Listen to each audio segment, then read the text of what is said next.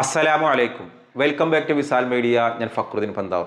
ഇന്നലെ ഷോക്കിംഗ് ആയ ഒരു വാർത്ത ഉണ്ടായിരുന്നു. റമദാൻ മാസത്തിൽ 26 വയസ്സുള്ള യുവാവിനെ പോലീസ് അറസ്റ്റ് ചെയ്തു. ഈ അറസ്റ്റ് ചെയ്തതിൻ്റെ കാരണം അതാണ്. അവൻ്റെ കയ്യിൽ നിന്ന് ഒരു 1.55 ഗ്രാം MDMA കിട്ടി. ഇവൻ്റെ ഭാര്യ വീട്ടിൽ, അതായത് ഇവൻ്റെ കല്യാണം നിക്കാഹ് കഴിഞ്ഞിട്ട് 6 മാസമായിട്ടുള്ളൂ. അങ്ങനെ മണിയറയിൽ റൂമിൽ, ഭാര്യയുടെ റൂമിൽ, അതിൻ്റെ ബാത്റൂമിൽ ഒളിപ്പിച്ചിട്ടാണ് ആ ഒരു ലഹരി കിട്ടിയത് എന്നായിരുന്നു വാർത്ത. അവനക്ക് നോമ്പറക്കുമ്പോൾ കൂട്ടാനാണ് അത് ചേർത്തതെന്നൊക്കെയാണ് വാർത്തയിലുള്ളത്. നൗദുബില്ലാ, ഞാൻ ഞെട്ടിപ്പോയി. ഈ വാർത്ത ഞാൻ ഒരിക്കലും കണ്ണടച്ച് വിശ്വസിക്കൂല കേട്ടോ. ഈ വാർത്തയിൽ പറയുന്ന പല കാര്യങ്ങളും പച്ചക്കള്ളമാണ്. പക്ഷെ ഇത് പച്ചക്കള്ളമാണെന്നറിയാതെ എല്ലാവരും ഇത് ഷെയർ ചെയ്യുന്നുണ്ട്. അപ്പോൾ അതിൻ്റെ സത്യാവസ്ഥയാണ് ഞാൻ ഈ വീഡിയോയിൽ പറയുന്നത്. ഒന്നാമത് പോലീസ് പറയുന്ന രേഖയിലുള്ളത്, ഇവന് കാറിലിരിക്കുമ്പോൾ പോലീസിന് സംശയം തോന്നിയപ്പോൾ ഇവനെ പിടികൂടിയപ്പോൾ ലഹരിയുടെ ആളാണെന്ന് മനസ്സിലായി. അപ്പോൾ ഇവൻ പറഞ്ഞത്ര ഇങ്ങനെ വൈഫിൻ്റെ കല്യാണം കഴിഞ്ഞ് നിക്കാഹ് കഴിഞ്ഞിട്ട് 6 മാസമായിട്ടുള്ളൂ. ഭാര്യയുടെ മണിയറയിൽ ചെന്ന് ബാത്റൂമിൽ ഒളിപ്പിച്ചു വെച്ച നിലയിലാണ് ഈ ലഹരി കിട്ടിയത് എന്നുള്ളതാണ് മാധ്യമങ്ങളൊക്കെ വന്ന വാർത്ത. ആ വാർത്ത ഒന്ന് കാണും. തിരുപ്പറ്റത്തപ്പടിയിൽ വെച്ച് കാറിൽ നിന്ന് MDMA-യുമായി യുവാവിനെ തിരൂർ പോലീസ് പിടികൂടി. തവനൂർ പുത്തൻപുരയിൽ മുഹമ്മദ് ഷിബാൻ എന്ന 26-കാരനെയാണ് പോലീസ് പിടികൂടിയത്. ഇയാളെ ചോദ്യം ചെയ്തതിൽ നിന്നും പ്രതിശ്രുത വധുവിന്റെ വീട്ടിലെ ശുചിമുറിയിൽ നിന്നും മാരക മയക്കുമരുന്നായ MDMA പിടികൂടി. തവനൂർ പുത്തൻപുരയിൽ മുഹമ്മദ് ഷിബാൻ എന്ന 26-കാരനെയാണ് മാരക മയക്കുമരുന്നായ MDMA-യുമായി തിരൂർ പോലീസ് പിടികൂടിയത്. കഴിഞ്ഞ ദിവസം തിരുപ്പറ്റത്തപ്പടിയിൽ വെച്ച് ഇയാളുടെ കാറിൽ നിന്നാണ് MDMA പിടികൂടിയത്. തുടർന്ന് ഇയാളെ ചോദ്യം ചെയ്തതിൽ നിന്നാണ് പ്രതിശ്രുത വധുവിന്റെ വീട്ടിലെ ശുചിമുറിയിൽ നിന്നും MDMA പിടികൂടിയത്. 1.55 ഗ്രാം MDMA-യാണ് ഇവിടെ നിന്നും പിടികൂടിയത്. ഉപയോഗത്തിനും അമിതാദായത്തിന് വിൽപ്പനയ്ക്കുമായാണ് ഇയാൾ മാരക മയക്കുമരുന്ന് സൂക്ഷിച്ചതാണ് പോലീസിന്റെ നിഗമനം. പ്രതിയെ കോടതിയിൽ ഹാജരാക്കും. ഈ വാർത്ത വിശ്വസിക്കാൻ വലിയ പ്രയാസമുണ്ട്. കാരണം ഇതിൽ പറയുന്ന പല കാര്യങ്ങളും പച്ചക്കള്ളമാണ് എന്ന് ബോധ്യമുള്ളത് കൊണ്ടാണ്. ഒന്നാമത്, ഇയാൾ വർക്ക് ചെയ്തത് ഒരു സ്വകാര്യ ഹോസ്പിറ്റലിൽ ഫിസിയോതെറാപ്പിസ്റ്റ് ആയിട്ടാണ്. അവർ ഡോക്ടർ എന്നാണല്ലോ വിളിക്കുക. അപ്പോൾ ഇവനെ പോലീസ് കൊണ്ടുപോയത് ഹോസ്പിറ്റലിൽ നിന്ന് ഒരു ഉച്ചക്ക് 2 മണി സമയത്താണ് ഇവനെ പോലീസ് കൊണ്ടുപോകുന്നത്. പക്ഷേ പോലീസിൻ്റെ രേഖയിലുള്ളത് ഇവൻ കാറിലിരിക്കുമ്പോൾ പോലീസിന് സംശയം തോന്നി പിടികൂടി എന്നുള്ളതാണ്. എന്തിനാണ് ഈ പച്ചക്കള്ളം? നമ്പർ 1 ചോദ്യം. ഇവനെ കൊണ്ടുപോയിട്ടുള്ളത് 2 മണി സമയത്ത് ഇവനെ ഹോസ്പിറ്റലിൽ നിന്നാണ്. ഇവൻ ജോലി ചെയ്യുന്ന ഹോസ്പിറ്റലിൽ തന്നെയാണ് ഇവൻ്റെ വൈഫും ജോലി ചെയ്യുന്നത്. അങ്ങനെയാണ് പരിചയത്തിലാവുന്നതും അതൊരു വിവാഹത്തിലെത്തുന്നതും. അങ്ങനെ വിവാഹം കഴിച്ച് നിക്കാഹ് കഴിഞ്ഞത് 6 മാസമായിട്ടുള്ളൂ. അങ്ങനെ ഇവനെക്കുറിച്ച് ആർക്കും ഒരു മോശം അഭിപ്രായമല്ല. വിവാഹം കഴിച്ചവൻ്റെ ഭാര്യയുടെ വീട്ടുകാർ ഒരു തരത്തിലും ഒരു ലഹരി ഉപയോഗിക്കുന്ന ഒരാളാണെങ്കിൽ സ്വഭാവത്തിലുള്ള മാറ്റങ്ങളോ ദേഷ്യം പിടിക്കലോ ഇതൊന്നും ഇല്ലാതെ കുടുംബം നോക്കുന്ന നല്ലൊരു ചെറുപ്പക്കാരൻ. സാധാരണ ലഹരി ഉപയോഗിക്കുന്ന ഒരാളുകൾക്ക് അവരുടെ സ്വഭാവത്തിൽ എന്തെങ്കിലും മാറ്റങ്ങൾ ഉണ്ടാവുമല്ലോ. അവൻ ലഹരിയുടെ ഒരാളാണെങ്കിൽ, ലഹരി ഉപയോഗിക്കുന്ന ഒരാളാണെങ്കിൽ, എനിക്ക് ഈ മോൻ്റെ മുഖം കണ്ടിട്ട് ഇവനിതിൽ ട്രാപ്പിൽ പെട്ടതായിട്ട് എനിക്ക് തോന്നിയിട്ടുള്ളത് കേട്ടോ. ഞാനൊരു 30% മാത്രമേ ഞാൻ ഈ വാർത്ത വിശ്വസിക്കുള്ളൂ. കാരണം ഇതുപോലെയുള്ള പല ട്രാപ്പ് കഥകൾ നമ്മൾ കേട്ടിട്ടുണ്ട്. ഒന്നാമത്, ഇവനെ കൊണ്ടുപോയിട്ടുള്ളത് ഹോസ്പിറ്റലിൽ നിന്ന് 2 മണിക്ക്. പക്ഷേ ഇതിൽ വന്ന രേഖയിൽ, പോലീസിൻ്റെ രേഖയിലുള്ളത് ഇവനെ കാറിൽ നിന്ന് പിടിച്ചു എന്നുള്ളതാണ്.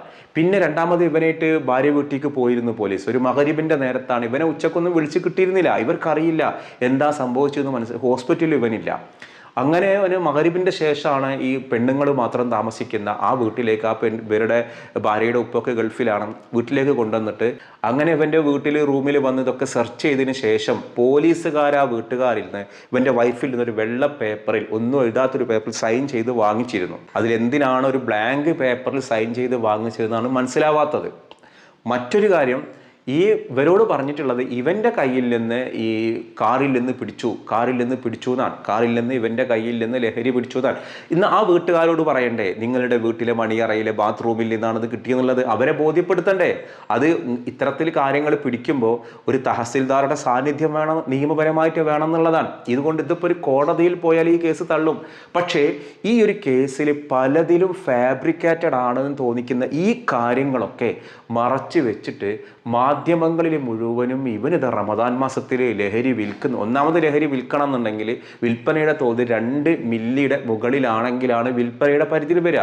അതിൻ്റെ താഴെ സ്വന്തം ഉപയോഗത്തിനാണ് എന്നാണ്. അപ്പോൾ ഈ കിട്ടിയൊരു വസ്തു മണിയറയിൽ നിന്ന്, ബാത്റൂമിൽ നിന്ന് എടുത്തതാണ് എന്നൊക്കെയാണ് മാധ്യമങ്ങൾ വരുന്നൊരു വാർത്ത. പക്ഷെ ആ വീട്ടുകാരോട് അങ്ങനെ പറഞ്ഞിട്ടുമില്ല. അപ്പോൾ അതുകൊണ്ടാണ് ഈ വാർത്തയിൽ വേറെ ആരൊക്കെയോ ട്രാപ്പ് ചെയ്തതാണോ എന്ന് സംശയമുള്ളത്. ഈ റമദാൻ മാസത്തിൻ്റെ ബർക്കത്ത് കൊണ്ട് ഇതിൻ്റെ സത്യാവസ്ഥ എന്താണെങ്കിലും പുറത്ത് വരുന്നൊരു സാഹചര്യം ഉണ്ടാവണമെന്ന് പ്രാർത്ഥിക്കുക. ഇന്നത്തെ ഒരു കാലത്ത് ഒരാളെ കേസിൽ കൊടുക്കാൻ സുഖമാണ്, ഒരാളെ കേസിൽ അകപ്പെടുത്താൻ സുഖമാണ്. ആരും അതിൻ്റെ നേരുന്നൊന്നും ചോദിക്കില്ല. ഒരു അധ്യാപകൻ കഴിഞ്ഞ ദിവസം വന്നൊരു വാർത്തയാണ്, ഒരു 3 വർഷത്തോളമായിട്ട് അയാൾ പോക്സോ കേസിലായിരുന്നു. എന്നിട്ട് കോടതി കണ്ടെത്തി വ്യാജ കേസാണ്. കോടതി വെറുതെ വിട്ടു ആ മനുഷ്യനെ. അപ്പോൾ ഒരു പെൺകുട്ടികൾ മാത്രം പഠിക്കുന്ന സ്കൂളിലെ പ്രിൻസിപ്പളായിരുന്നു അയാൾ.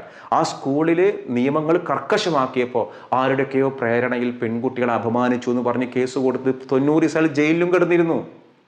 3-ാം വർഷം കോടതിയിലെ വിധി അയാളെ വെറുതെ വിട്ടുകൊണ്ട് അയാളെ നാണക്കേടിന് ആരാ പരിഹാരം കൊടുക്കുക? വീട്ടുകാർ പോലും നോക്കാത്തൊരവസ്ഥയിലായി. അപ്പോൾ ഒരു വാർത്ത കാണുമ്പോഴേക്ക് കണ്ണടച്ച് വിശ്വസിക്കാൻ പ്രയാസമാണ്. ഏത് കേസിലാണെങ്കിലും അങ്ങനെ തന്നെ. നമ്മളെല്ലാവരും കുറ്റപ്പെടുത്താൻ സുഖമാണ്. അതുകൊണ്ട് കാണുമ്പോൾ അയ്യോ അങ്ങനെയാണ് ഇങ്ങനെയാണ് ഇത് കിടന്ന് സീല് കൊടുക്കാനേ നമ്മൾ ജഡ്ജ് ചെയ്യാണ് എല്ലാവരുടെയും. എന്തിനാണ് നമ്മൾ ജഡ്ജ് ചെയ്യുന്നത്? ഒരു വാർത്ത നമ്മുടെ നാട്ടിൽ ഫാബ്രിക്കേറ്റഡ് ആവാൻ ഒരു പ്രയാസമില്ല. ഇനി ഉള്ള കേസാ വിചാരിച്ചോട്ടെ, അവൻ അങ്ങനെ ചെയ്തിട്ടുണ്ട്, മണിയറിൽ നിന്നാണ് കിട്ടിയത്, ഭാര്യ അറിയാതെ കൊണ്ട്, ഉണ്ടെങ്കിൽ ശിക്ഷ കിട്ടട്ടെ. ഇതിന് കുറേ നിയമങ്ങളും കാര്യങ്ങളും ഉണ്ടല്ലോ. ആ വീട്ടിൽ നിന്നാണ് അത് കണ്ടെത്തിയത് എങ്കിൽ ആ വീട്ടുകാരോടത് പറയേണ്ടത് നിങ്ങളുടെ ആ വീട്ടുകാരെ കാണിക്കണ്ടേ? ഇപ്പം ഞാനൊരു മാധ്യമ പ്രവർത്തകനാണ്. പല സ്ഥലങ്ങളിലും ഇതിന് മുൻപ് പൊന്നാനിയിൽ ഒരാളുടെ വീട്ടിൽ കഞ്ചാവ് വളർത്തുക, അവൻ്റെ വീട്ടിൽ കഞ്ചാവ് വളർത്തുന്നു എന്നുള്ളതാണ്. വീട്ടുകാർ കരുതിയിരിക്കുന്നത് മണി പ്ലാന്റാണ് വളർത്തുന്നതെന്നാണ് കരുതി. കാരണം കോണുമ്മലും കക്കൂസിലൊക്കെ കൊണ്ടുവച്ചിട്ടുള്ളത് വെള്ളം തെളിക്കാൻ വേണ്ടിയിട്ട്. അപ്പോൾ ആരോ ഒറ്റ കൊടുത്ത് പിടിച്ചപ്പോൾ അവരെ കാണിച്ചുകൊണ്ട് തന്നെ അത് വീഡിയോ എടുത്തിരുന്നു. ആ വീട്ടുകാരുടെ പ്രസൻറ്റിൽ അത് പുറത്തു വിട്ടത് തെളിവ്. ഇവിടെ എന്താണത് ഇല്ലാത്തത്? ഇതിനൊക്കെ ഒരു തഹസിൽദാറുടെ സാന്നിധ്യം കാര്യങ്ങളൊക്കെ ഇതൊരു വലിയ വിൽപ്പനക്കുള്ളതാണ്, നിങ്ങൾക്ക് സാന്നിധ്യമൊക്കെ വേണം, ആ പ്രസൻറ്റിലൊക്കെയാണ് ഇത് പിടിക്കാവുന്നൊക്കെയാണ്. ഇതാരോ ഇവൻ ഇങ്ങനെയുള്ള ഒരാളാണ് ഒരു നാണക്കേടിലാക്കിയിട്ട് ഇവൻ്റെ ജീവിതം തകർക്കാൻ വേണ്ടി ആരോ ചെയ്ത പ്ലാനാണ്. ഇത് കൊണ്ടുവെക്കാനും ഇതിൻ്റെ പിന്നിൽ എന്തെങ്കിലുമൊക്കെ ചതി നടത്താനൊക്കെ സാധ്യതയുള്ളത്. അതുകൊണ്ട് ഈ വാർത്ത കാണുമ്പോൾ ഒരിക്കലും നമ്മൾ എന്ത് ചെയ്യരുത്, കണ്ണടച്ച് വിശ്വസിച്ച് പരിശുദ്ധ റമദാൻ മാസമാണ് കുറ്റപ്പെടുത്തുന്ന രീതിയിൽ സംസാരിക്കും. സത്യം ഈ റമദാൻ മാസത്തിൻ്റെ ബർക്കത്ത് കൊണ്ട് സത്യം പുറത്തു വരട്ടെ. ഞാൻ എൻ്റെ ഭാര്യയുടെ ആ വീട്ടുകാരുടെയൊക്കെ ഒരു അവസ്ഥ ആലോചിച്ച് നോക്ക്. ഒരു ഡോക്ടറായ ഒരാൾ, ഫിസിയോതെറാപ്പിസ്റ്റ്, ഇങ്ങനെ ഒരു തരത്തിലും അത്ര മോശം സ്വഭാവത്തിൽ പോകാത്ത ഒരാളെ ഇതുപോലെ പിടിച്ചുകൊണ്ടിട്ട് ഇനിയിപ്പോൾ ഒരു രക്ഷയുള്ളത് എന്താണെന്നറിയോ? ആ ഹോസ്പിറ്റലുകാർ CCTV ദൃശ്യങ്ങൾ പുറത്തുവിടണം, അവനെ കൊണ്ടുപോകുന്ന ദൃശ്യങ്ങൾ. എന്തായാലും ഹോസ്പിറ്റൽ തയ്യാറാവോ? ചില ഹോസ്പിറ്റലുകാർ തയ്യാറാവില്ല. അവരെ പേരിനും പെരുമക്കും ഒരു കേസിൽ അകപ്പെട്ടാൽ അറിയാം നമ്മുടെ കൂടെ ആരാ നിൽക്കുകയെന്നറിയോ? ആരാ നിൽക്കുക എന്നുള്ളതൊരു കേസിൽ അകപ്പെടുമ്പോൾ, നമ്മൾ ട്രാപ്പിൽ അകപ്പെടുമ്പോൾ അറിയാം നമ്മുടെ കൂടെ നിൽക്കുന്നവൻ ആരാണെന്നുള്ളത്. എന്തായാലും സത്യം പുറത്തു വരട്ടെ. അത് നിരപരാധിയാണെന്നുണ്ടെങ്കിൽ അള്ളാഹു ആരാണോ അയാൾ അപരാധിയാക്കണമെങ്കിൽ ശിക്ഷ അള്ളാഹു കൊടുക്കട്ടെ. കാരണം നമ്മളൊരാളെ സംശയത്തിൻ്റെ ആനുകൂല്യത്തിൽ കുറ്റപ്പെടുത്താൻ വിശാൽ മീഡിയ തയ്യാറില്ല. എൻ്റെ അന്വേഷണത്തിൽ ഇതിലൊരുപാട് സംശയങ്ങളുണ്ട്. ഈ കേസ് ഈ മാധ്യമങ്ങളിൽ പറയുന്നത് പോലെ അല്ല എന്നുള്ളത് 100% ഉറപ്പാണ്. അതുകൊണ്ടാണ് പ്രിയപ്പെട്ട പ്രേക്ഷകരോട് ഞാനത് പങ്കുവച്ചത്. ഈ വിഷയവുമായിട്ട് ബന്ധപ്പെട്ട് നിങ്ങൾക്കറിയാവുന്ന കാര്യങ്ങൾ താഴെ കമൻറ്റ് ചെയ്യാം. കൂട്ടത്തിൽ ഇൻഷാ അല്ലാഹ് ഇന്ന് SSLC പരീക്ഷ ആരംഭിക്കാൻ പോവാണ്. നമ്മുടെ വീഡിയോ കാണുന്ന ആരുടെയെങ്കിലും മക്കളോ അല്ലെങ്കിൽ പ്രിയപ്പെട്ടവരോ SSLC പരീക്ഷ എഴുതുന്നുണ്ടെങ്കിൽ അള്ളാഹു അവർക്കൊക്കെ ഫുൾ A+ കൂടി നല്ല വിജയം ഉണ്ടാവാൻ വേണ്ടി പ്രാർത്ഥിക്കുകയാണ്. അപ്പോൾ എല്ലാ കുട്ടികൾക്കും പരീക്ഷ എഴുതുന്ന എല്ലാവർക്കും ആശംസകൾ. മക്കളെ നിങ്ങൾ മറ്റൊന്നും നോക്കാതെ നന്നായിട്ട് പഠിക്കാം, നല്ല റിസൾട്ട് ഉണ്ടാവും ഇൻഷാ അല്ലാഹ്. ഫുൾ A+ കിട്ടട്ടെ എന്ന് ആഗ്രഹിക്കുന്നു, പ്രാർത്ഥിക്കുന്നു. കൂട്ടത്തിൽ സംസ്ഥയുടെ പൊതുപരീക്ഷ കഴിഞ്ഞ ദിവസം വന്നിരുന്നു. ഇതിൽ ആരുടെയൊക്കെ മക്കൾ പൊതുപരീക്ഷയിൽ നിങ്ങൾക്ക് കിട്ടിയ മാർക്ക് പറ്റുന്നുണ്ടെങ്കിൽ A+ അതിലെങ്ങനെയാണ് ഗ്രേഡോ അതെന്താണെന്ന് എഴുതാൻ പറ്റുന്നുണ്ടെങ്കിൽ 2 സമസ്തയുടെയും പൊതുപരീക്ഷ റിസൾട്ട് വന്നിരുന്നു. അത് 2ൻ്റെയും വരാൻ വേണ്ടി കാത്തിക്കിരുന്നു. വന്നാൽ ആ വിഷയം പങ്കുവെക്കാമെന്ന് കരുതിയിട്ട്. അപ്പോൾ വിജയിച്ച നല്ല മാർക്കോടുകൂടി വിജയിച്ച എല്ലാ മക്കൾക്കും വിശാൽ മീഡിയ ഹൃദയം നിറഞ്ഞ അഭിനന്ദനങ്ങൾ. നമുക്ക് ഖുർആൻ മത്സരത്തിലേക്ക് അയക്കുന്ന പലരും പൊതുപരീക്ഷയിലൊക്കെ നല്ല മാർക്ക് വാങ്ങിയ കുട്ടികളാണ്. പലരും എനിക്ക് ഫോട്ടോസുകളൊക്കെ അയച്ചു തന്നിരുന്നു. ആ ഖുർആൻ മത്സരത്തിലൊക്കെ പങ്കെടുക്കുന്ന പൊതുപരീക്ഷയിലൊക്കെ നല്ല മാർക്ക് വാങ്ങിയ എല്ലാ കുട്ടികൾക്കും ഹൃദയം നിറഞ്ഞ അഭിനന്ദനങ്ങൾ. അപ്പോൾ ഇൻഷാ അല്ലാഹ് നമ്മൾ ഇന്ന് ചോദിക്കുന്നൊരു ചോദ്യം, ഈ റമദാൻ 15 വിശുദ്ധയായ ഒരു സ്ത്രീയുടെ വഫാത്ത് ദിനമാണ്. ആരാണ് ആ സ്ത്രീ എന്നുള്ളതാണ് ചോദ്യം. ഞാൻ ചില ക്ലൂ തരാം. ആ സ്ത്രീ ഈജിപ്തുകാരിയാണ്.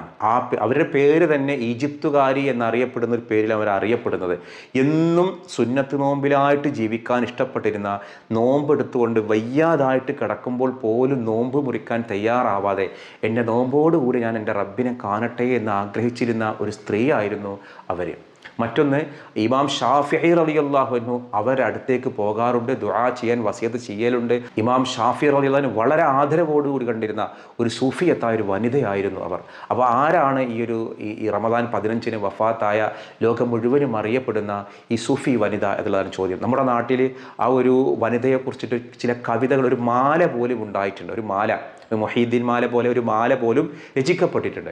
ആ സൂഫി വനിതയുടെ പേരെന്താണ് എന്നുള്ളതാണ് ചോദ്യം. ആ ഉത്തരവാണ് നിങ്ങൾ കമൻറ്റ് ചെയ്യേണ്ടത്. മറ്റൊരു ദിവസം മറ്റൊരു വീഡിയോയുമായി വീണ്ടും കാണാം. അസ്സലാമു അലൈക്കും.